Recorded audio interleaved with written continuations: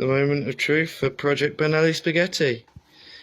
I've finally reconnected everything. Just triple checked everything's reconnected. But yeah, moment of truth. Let's have a look, see if you start.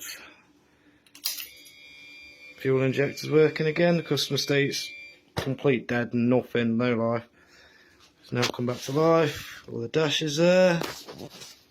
With lights. Indicators working. Yep. All neat.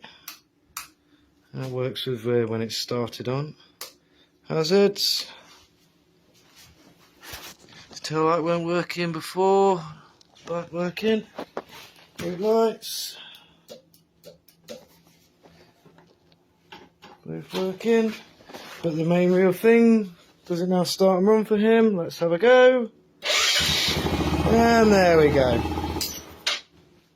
Project Benelli Spaghetti, success. I'll say, anyone with electrical issues, any problems, anything with their bike, don't be afraid, get in touch. We can offer as best of advice as we can. And who knows, we might be able to fix it for you, just like this one. Gonna get the rest of the bodywork on for the customer. He'll be back soon, he's just nipped out.